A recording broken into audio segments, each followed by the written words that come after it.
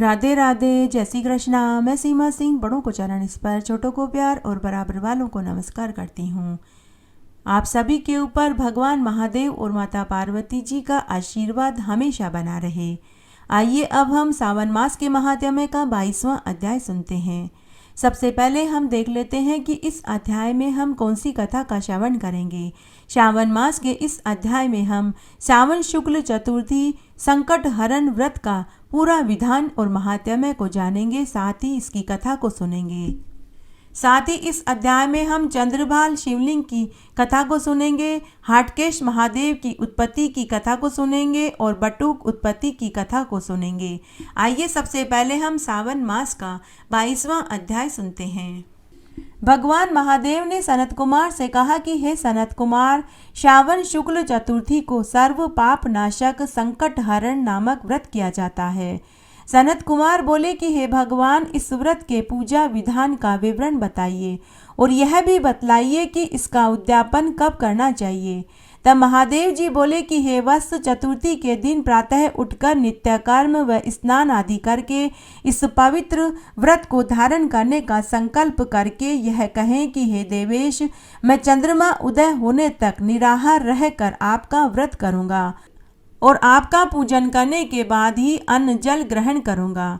कृपया मेरा उद्धार करें। ऐसा संकल्प करके काले तिल डालकर जल से स्नान करने व नित्य कर्म करके भगवान गणपति की पूजा करें। यथाशक्ति 3, 1.5 या 1 मासे की सोने या चांदी, तांबा या मिट्टी की मूर्ति बनानी चाहिए, किंतु इस कार्य में धन का लोभ नहीं करना चाहिए, क्योंकि लोभ करने से सारे कार्य अकारत हो जाते हैं। अतः अपनी सामर्थ्य के अनुसार मूर्ति बनानी चाहिए। अष्टदल कमल पर वस्त्र सहित कलश स्थापित करके पूरा पात्र जल से भरकर उस पर मूर्ति रखनी चाहिए। तिल के 10 लड्डू बनाकर विधि विधान से वैदिक मंत्रों के द्वारा गणपति जी का पूजन करना चाहिए। तिल के 10 लड्डू बनाकर उसमें से 5 लड्डू गणेश जी को चढ़ाने चाहिए तथा 5 लड्डू ब्राह्मण को दक्षिणा में देना चाहिए। ब्राह्मण को देवता स्वरूप मानकर उनका पूजन करना चाहिए। अपनी क्षमता के अनुसार दक्षिणा देकर प्रार्थना करनी चाहिए कि हे विप्रदेव, आपको यह दक्षिणा तथा लड्डू भेंट करता हूँ। कृपया आप इसे ग्रहण करके मेरे दुखों से मेरी रक्षा करें तथा मैंने इस कार्य में जो भी थोड़ा बहुत प्रयत्न किया है, हे गणेश्वर, हे विप्र रूप, वह सब संपूर्ण होकर सफल हो। स्वादिष्ट व्यंजनों से ब्राह्मणों को भोजन कराकर चंद्रमा को अर्घ्य देकर ये कहें कि हे क्षीर सागर संभूत, हे निशाकर, गणेश जी से स्नेह आसक्ति बढ़ाने वाले मेरे द्वारा दिए जाने वाले इस अर्घ्य को प्रीति पूर्वक ग्रहण करें। तब आगे महादेव जी सनत कुमार से बोले कि हे सनत कुमार, इस तरह विधि विधान से व्रत करने से गणेश भगवान प्रसन्न होते हैं तथा मन वांछित फल प्रदान करते हैं, इसलिए यह व्रत अवश्य करना चाहिए। विद्यार्थी विद्या प्राप्त करने के लिए, निर्धन धन के लिए, निसंतान पुत्र प्राप्ति के लिए, कुंवारे लड़के लड़कियां मनपसंद जीवन साथी पाने के लिए, मोक्ष की इच्छा रखने वाले को मोक्ष के लिए, कार्य संपूर्ण करवाने वाले को कार्य के लिए, रोगी को स्वस्थ कंचन जैसी काया पाने के लिए यह व्रत अवश्य करना चाहिए, क्योंकि इससे सारे कार्य सिद्ध हो जाते हैं। यह व्रत दुखों से व्याकुल, चिंताग्रस्त, सज्जनों से बिछड़े हुए आदि सबके कष्ट दूर करने वाला, अभिष्ट फल देने वाला, पुत्र पौत्र से वंश वृद्धि करने वाला तथा संसार में समस्त संपत्तियां देने वाला है। अब मैं इसका पूजन और मंत्र कहता हूँ, तुम ध्यान से सुनो। ओम नमो हेरम्बाय मदमोदिताय संकष्ट निवारणाय स्वाहा। 21 अक्षरों का यह मंत्र उच्चारण करना चाहिए तथा इंद्र आदि 10 दिक्पालों का पूजन करना चाहिए और घी में पके हुए मूंग और तिल के लड्डू, बादाम की गिरी के टुकड़े डालकर बनाकर गणेश जी को भेंट करने चाहिए। उसके बाद दुर्वा के अंकुरों से गणेश जी की अलग अलग नामों से पूजा करनी चाहिए। वे नाम इस प्रकार हैं। हे गणाधीप, आपको नमस्कार है। हे मूषक वाहन, हे विनायक, हे ईशपुत, हे सर्व सिद्धि प्रदायक, हे विघ्न विनाशक, हे स्कंद गुरु, हे सर्व संकट नाशन, हे लंबोदर, हे गणाध्यक्ष, हे धूमकेतु, हे भालचंद्र, हे सिंदूरा सुरर्दन, हे विद्या विधान, हे विकट, हे शूर्पकर्ण, आपको हमारा प्रणाम है। इन 21 नामों से गणेश जी का पूजन करें तथा श्रद्धापूर्वक गणेश जी की स्तुति करते हुए कहें कि हे विघ्न विनाशक, हे उमापुत्र, हे अधनाशक, आपको प्रणाम है। मैंने यथाशक्ति आपका पूजन किया है। आप मुझ पर प्रसन्न होकर मेरी सभी इच्छाओं पूर्ण करो और मेरे विघ्नों को दूर करो। आपकी कृपा से मेरे सारे कार्य पूर्ण हो तथा मेरे शत्रुओं का नाश और मित्रों का विकास हो। इस प्रकार की स्तुति करने के बाद 108 आहुतियां हवन में दें तथा व्रत की संपन्नता के लिए लड्डुओं का बायना निकालें।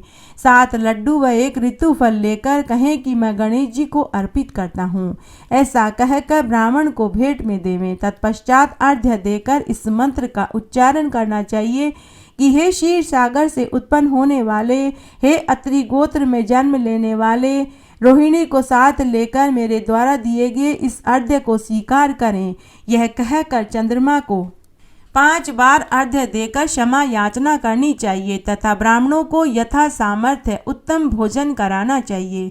देवताओं और ब्राह्मणों का बचा हुआ शेष भोजन सम करें, अन्यथा जैसा बन पड़े वैसा करें। इस विधि विधान से 4 महीने तक इस व्रत को करना चाहिए। 5वें महीने में व्रत का उद्यापन करना चाहिए। बिना उद्यापन के व्रत का पूर्ण फल प्राप्त नहीं होता। अब मैं तुमसे इसके उद्यापन की विधि बताता हूँ, तुम ध्यान से सुनो। सबसे पहले गणेश जी की प्रतिमा बनाकर श्रद्धा भक्ति पूर्वक चंदन, सुगंध और अनेक प्रकार के पुष्पों से पूजन करना चाहिए। ध्यान लगाकर नारियल के फल से अर्घ्य देना चाहिए। गणपति के भक्त ब्राह्मण को बायना देना चाहिए। सूप, खीर, दक्षिणा सहित गणेश जी की मूर्ति ब्राह्मण को देनी चाहिए। इसके साथ साथ व्रत की विधिवत सफलता की कामना करते हुए 5 सेर तिल देकर क्षमा मांगते हुए प्रार्थना करनी चाहिए। इससे गणेश जी प्रसन्न होते हैं। इस प्रकार से विधि विधान से उद्यापन करने वाले को अश्वमेध यज्ञ जितना फल प्राप्त होता है और उसकी सभी मनोकामनाएं गणेश जी पूरी कर देते हैं। हे सनत कुमार, प्रथम कल्प में पार्वती ने मेरी आज्ञा अनुसार 5 मास तक इस व्रत को किया था तथा उन्हें 5 मास में कार्तिकेय को अपने पुत्र के रूप में देखा। अगस्त्य ऋषि ने समुद्र पान करने से पहले यह व्रत किया था तथा दमयंती ने 6 मास तक इस व्रत को किया था, जिसके फल स्वरूप राजा नल उसे पुनः आकर मिले थे। चित्रलेखा द्वारा अनिरुद्ध को बाणासुर के नगर में ले जाया गया तथा उनके वियोग में प्रद्युम्न ने कहा था कि हे वत्स, तुम्हारे जन्म के समय कोई दैत्य तुम्हें उठाकर ले गया था। उस समय तुम्हारे वियोग में मेरी भी यही दशा हो गई थी। सौभाग्य से उस समय लोमेश मुनि मेरे घर आए और उन्होंने मुझे चिंता निवारण करने वाले इस व्रत का सारा विधान कहा। उस समय मैंने 4 महीने तक संकष्टी चतुर्थी व्रत किया था। इसी व्रत के प्रभाव से तुम शंभर नामक राक्षस का संहार करके अपने घर आए थे। इसलिए हे पुत्र, तुम भी पूरे विधि विधान से इस व्रत को करो तो निश्चय ही तुम्हारे पुत्र का भी पता चल जाएगा। तत्पश्चात रुक्मणी के कथनानुसार प्रद्युम्न ने गणेश जी को प्रसन्न करने वाला यह व्रत किया। तब यह समाचार सुना कि नगर में जाकर घनघोर युद्ध करके अग्नि सहित बाणासुर को विजय करके उसकी कन्या के साथ अनिरुद्ध विवाह करके नगर में लौट आए हैं। अपनी कार्य सिद्धि के लिए अन्य देवताओं व दानवों ने भी इस व्रत को श्रद्धा पूर्वक किया। इस व्रत के समान संसार में अन्य कोई व्रत, तप, दान या तीर्थ नहीं है। इससे अधिक और क्या कहा जाए कि कार्य सिद्धि हेतु इस व्रत के समान अन्य कोई व्रत नहीं है। इसलिए हे विप्र, हे धर्मनिष्ठ, हे ब्रह्मपुत्र, मैंने अपना प्रिय जानकर तुम्हें इस व्रत का उपदेश दिया है। श्रद्धा भावना से शून्य, भक्ति से रहित नास्तिक व मूर्ख को इस व्रत का उपदेश नहीं देना चाहिए। केवल श्रद्धालु भक्त को ही इस व्रत के बारे में बताना चाहिए, अन्यथा बताने वाले को भी दोष लगता है। आइए अब हम चंद्रभाल शिवलिंग की महिमा का वर्णन सुनते हैं। तब सभी ऋषि मुनि सूत जी से बोले कि हे सूत जी, अब उत्तर दिशा में शिव जी के जितने ज्योतिर्लिंग हैं उन सब के पाप नाशक महात्म्य का वर्णन करिए, हम सुनना चाहते हैं। हे महाभाग, आप धन्य हैं जो शिव जी में आपकी बुद्धि है। सूत जी कहने लगे कि हे ब्राह्मणों, आपने महाबल लिंग की सुंदर कथा सुनी। अब उत्तर दिशा के शिवलिंगों के महात्म्य को सुनो।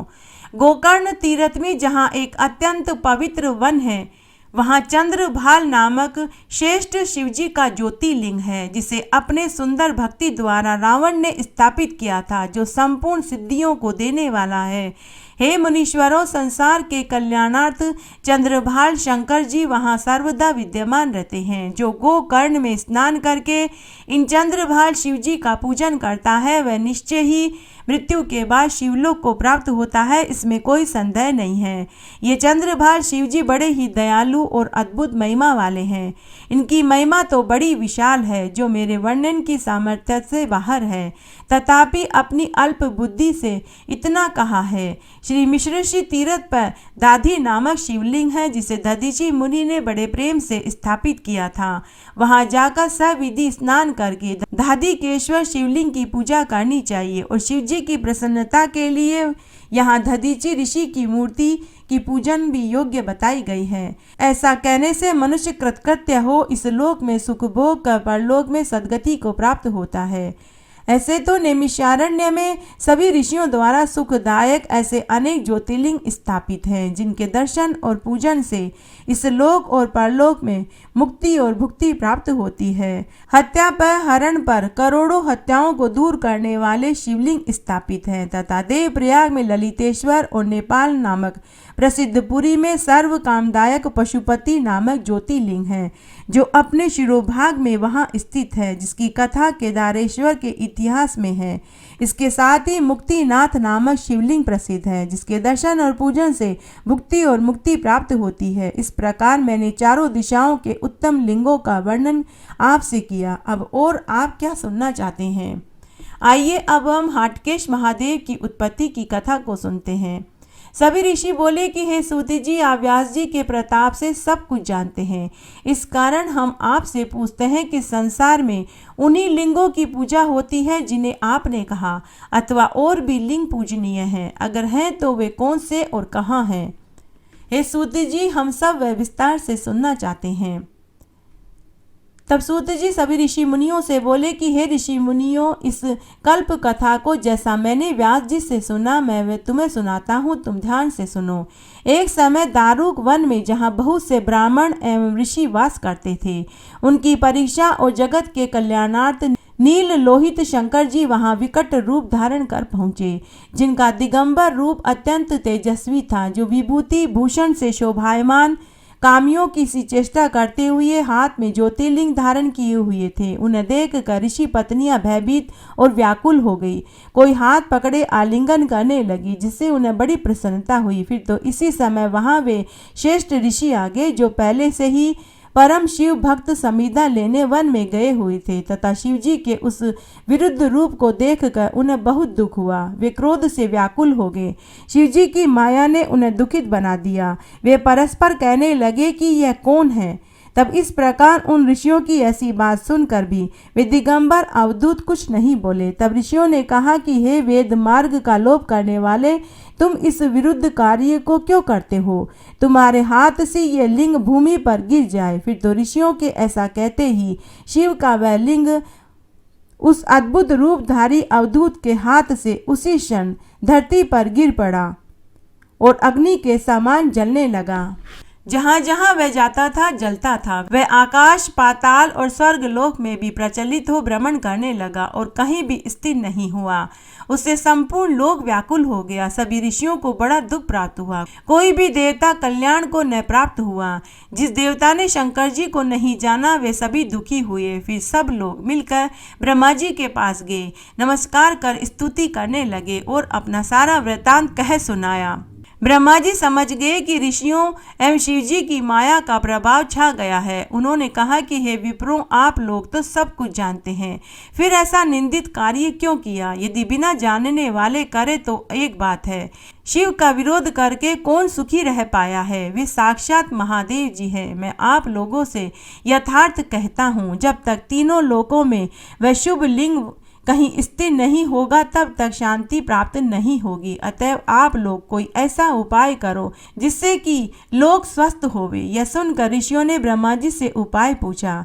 ब्रह्मा जी ने कहा कि इसके लिए आप लोग सबसे पहले देवी पार्वती की आराधना करो, फिर शिव जी की करो। यदि पार्वती जी साक्षात योनि स्वरूपा हो जाए तो ज्योतिर्लिंग स्थिर हो जाएगा। इसकी यह विधि है कि एक घट की स्थापना कर उसमें 8 दल कर दुर्वा के अंकुरों से उसमें तीर्थों का जल भरो। उसके पश्चात वेद मंत्र से उस कलश का सिंचन कर शास्त्रोक्त विधि से शिव का स्मरण करके पूजा करो। फिर शुद्ध रुद्रीय मंत्रों से उस कलश के जल से उस लिंग को स्नान कराकर उन मंत्रों से मार्जन करके शांति को प्राप्त हो। फिर योनि रूप गिरिजा तथा बाण को स्थापित कर उनका मार्जन करो। फिर सुगंध तथा चंदन से पुष्प, धूप, दीप, नैवेद्य आदि लेकर परमेश्वर शिव की पूजा कर उन्हें संतुष्ट करो। अपने प्रणाम तथा स्तुतियों से बाजों और गाजों से घूमकर जय का उच्चारण करते हुए मंगलाचार करो और कहो कि हे देवेश, संसार को प्रसन्न करने वाले आप प्रसन्न हो जाइए। आप ही संसार को प्रसन्न करने वाले अविनाशी तथा संहार करता भी हैं। हे महेश्वर, आप ही संसार के आदि और अंतर्यामी हैं। अतः शांत हो, आप संसार का पालन कीजिए।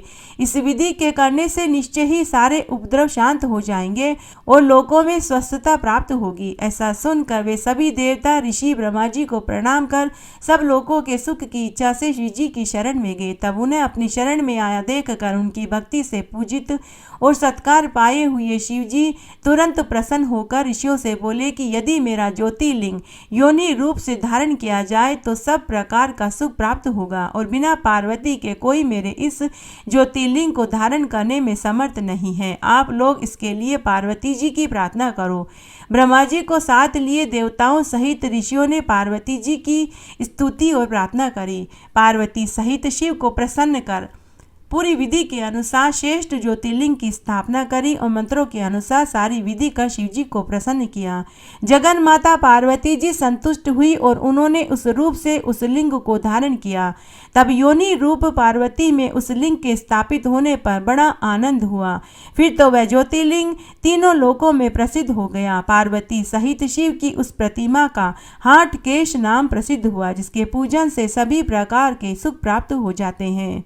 आइए अब हम बटुक उत्पत्ति का वर्णन सुनते हैं। सूत जी बोले कि हे द्विजों, जैसे तीनों लोकों में ज्योतिर्लिंग रूप शिवजी पूजनीय हुए, वे मैंने तुमसे विस्तार से प्रेम पूर्वक कहा।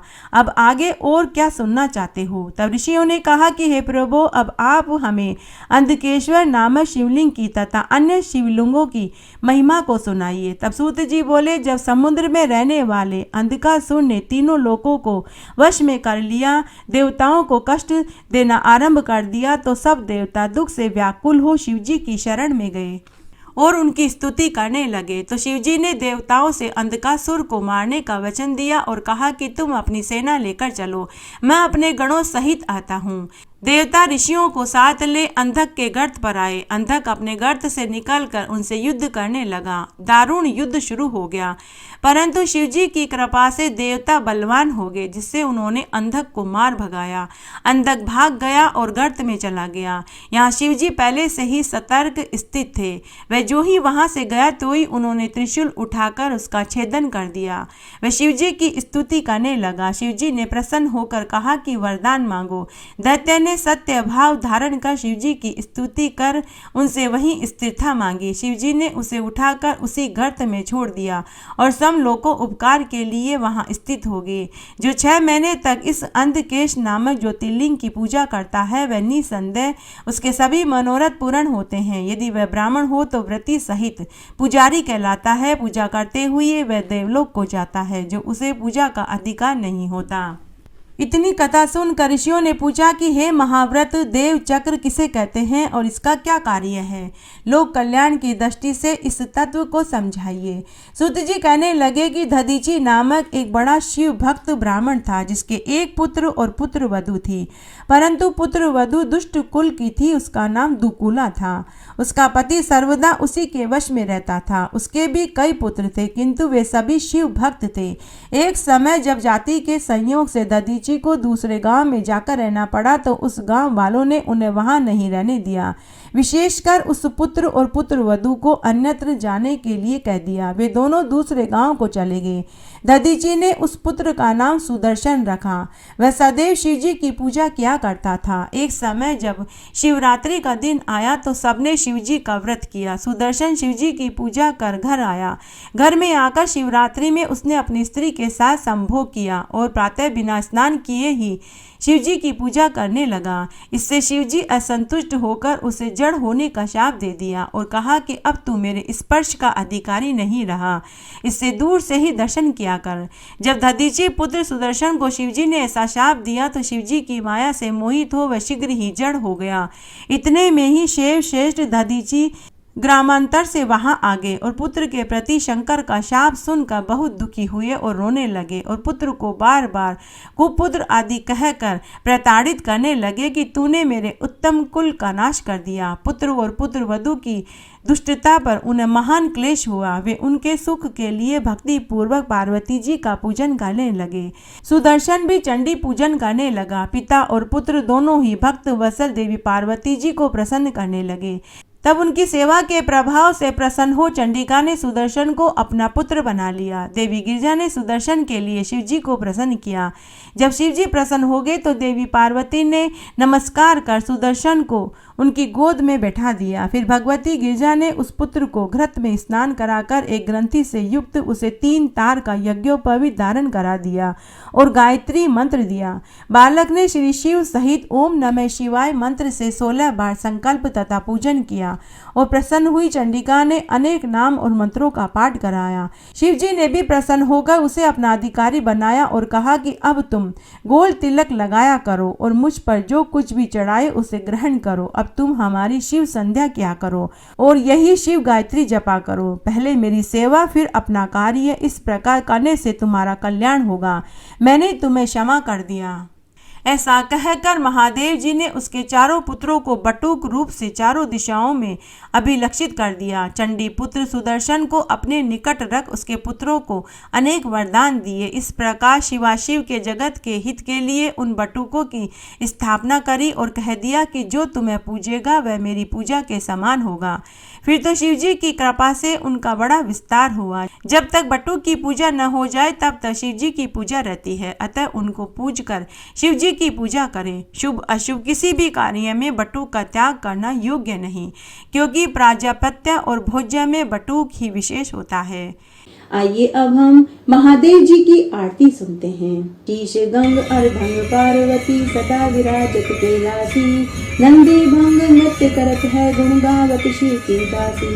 शीतल मंद सुगंध पवन भय बैठे हैं शिव अविनाशी, करत गान गंधर्व सप्त सुर राग रागनी सब दासी। अक्ष रक्ष घेरत जह डोलत बोलत है बन के वासी, कोयल शब्द सुनावत सुंदर भ्रमर करत है गुंजासी। अल्प वृक्ष अरु पारिजात तह लाग रही है लक्षासी, सूर्यकांत सम पर्वत शोभित चंद्रकांत नवमी मासी। चौरितु नित फलत फुलत है पुष्प चढ़त है वर्षासी, देव मुनि जन की भीड़ पड़त है निगम रहत जो नित गासी। ब्रह्मा विष्णु का ध्यान धरत है कछु शिव हमको फरमासी, रिद्धि सिद्धि के दाता शंकर सदा आनंद के सुख राशि। जिनके सुमिरन सेवा करते टूट जाए यम की फांसी, त्रिशूल धर का ध्यान निरंतर मन लगाए कर जो ध्यासी। दूर करे विपदा शिव तिनकी जन्म सफल शिव पद पासी, कैलाशी काशी के वासी अविनाशी प्रभु सुध लीजो। सेवक जान सदा चरणन को अपनो जान दर्श दीजो, तुम तो प्रभु हो सदा सयाने मेरे ओ गुण सब ढकियो। सब अपराध क्षमा कर शंकर किंकर की विनती सुनी हो। इस तरह आज हमने सावन मास का 22वां अध्याय सुना। आशा करती हूँ यह आपको जरूर पसंद आएगा। मेरे साथ बने रहने के लिए आपका धन्यवाद। आगे आने वाली कथा कहानियों के लिए भी आप इसी तरह मेरे साथ बने रहें। धन्यवाद।